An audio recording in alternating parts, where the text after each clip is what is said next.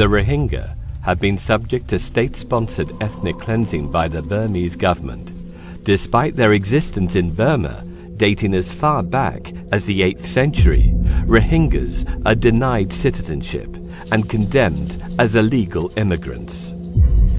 Targeted as a result of their religion and race, the Rohingya suffer oppressive levels of discrimination in the face of the Rakhine Buddhist majority. Land confiscation, forced labor, and denial of very basic human rights are characteristics of everyday reality for the Rohingya people. In recent weeks, the escalating violence has displaced more than 90,000 Rohingya people. Villages are being burnt, people are being abducted, concentration camps are being created, women are being raped, and children mercilessly killed. Survivors are desperately trying to escape persecution.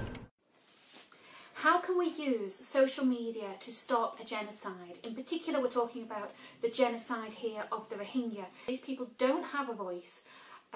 They don't have access to social media apart from just a few people. So the idea is that we use social media to take those couple of voices and to let everybody hear what's happening. What we need is to see the entire world, people from all around the world saying this is wrong and it needs to stop. We do need everybody's help on this. And so I'm just going to run through some ways that everybody can help and some projects that we've got in the pipeline. I say we, it's just a loose group of activists who are talking and we're thinking, shall we do this? Shall we try that? And we need your help. So you're just running through them, tweeting, first of all. Obviously, we want you to retweet topics on the Rohingya.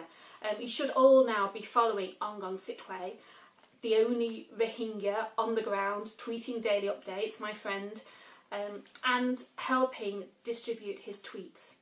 But don't just retweet, because retweets don't go very far.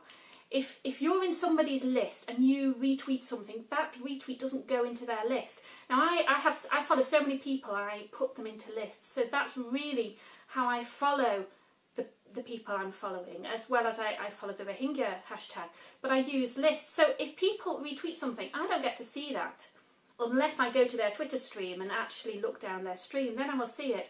So retweets don't go very far. So often, do retweet.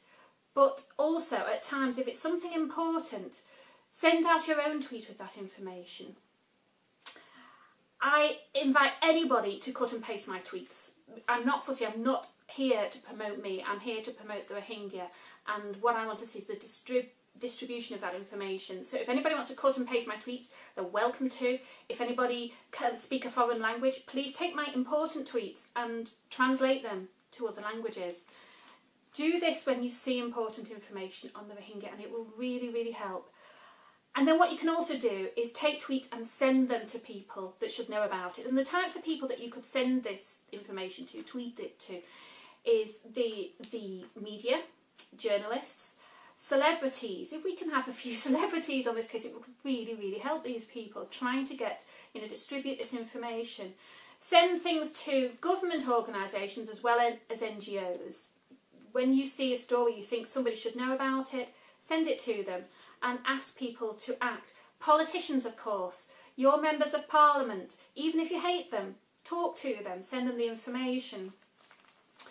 So that's one way that everybody can help without, you don't have to contact me, just do it. And if I see somebody tweeting on the Rohingya tag, chances are I'm going to be following you and, I'll probably communicate with you over time. But there are other things that we encourage people to get involved with. In addition to tweets, of course, post it to Facebook. I'm not very active on Facebook. I don't have a lot of time. So I really encourage people to take the information on the Rohingya and post it on your Facebook and share it with people. Also, Google Plus if anybody's on there. If you blog, write blog posts. Email your friends, tell them about it. Promote petitions. So many ways. You don't need permission to act. You don't need to contact me and say, can I help? It's great if you do, but you can just help. You can just act, and we need everybody to start acting. A lot of people are saying, who can we donate money to? And this is an ever-changing situation, and it's very difficult because access is so difficult. And right now, off the top of my head, I couldn't say for certain who you could donate money to and be absolutely certain that that money is going to get there. Certainly, I know Partners Relief was there doing brilliant work. I think they're there now. I need to get an update on that, and I hope to give you that information soon. So they are one organisation, and if I find of any others, then I will certainly pass that on. One thing I'm actually looking at is how I can get some funds directly to some of my friends in Burma, because there's such a need, even on the level of, you know, helping people, families pay bribes to authorities to get their loved ones out of prison. It's a terrible situation, but they are so desperate for money to live, to survive.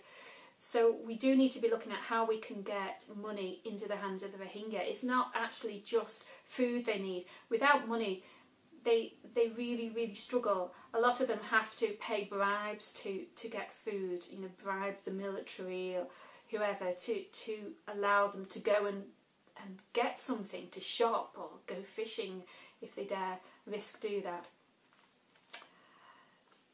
But we have got some specific projects going on. One of them is a Boycott Burma campaign, and there is a group of people building a list of companies that we can boycott. Another is we are building mailing lists and tweeting lists of politicians and other people that we can contact, and journalists.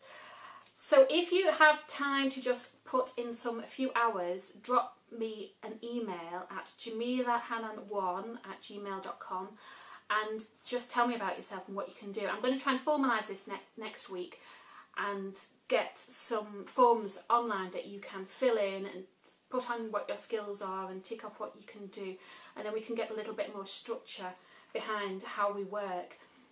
We are building a crowd map at the moment. It's practically ready to go, but it's for logging atrocities as they occur and categorising them, and then anybody would be able to submit these, and we can have them online for everybody to see.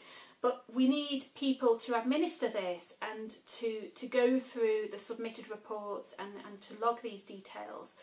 So we need people for that.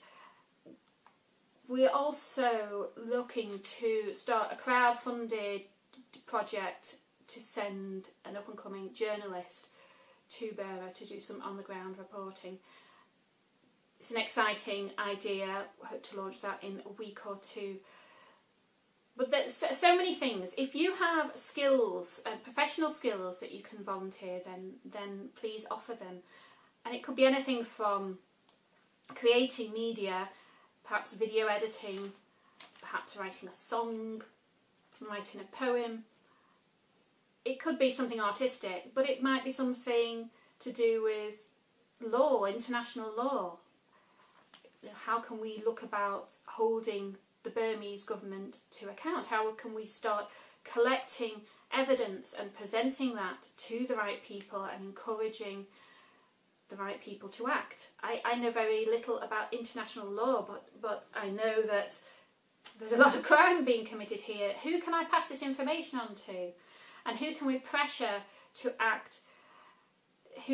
How do we get things moving in the United Nations, in Europe, with our politicians? We need expertise. So if you have any professional expertise, insight, skills, whatever, I really want to hear from you.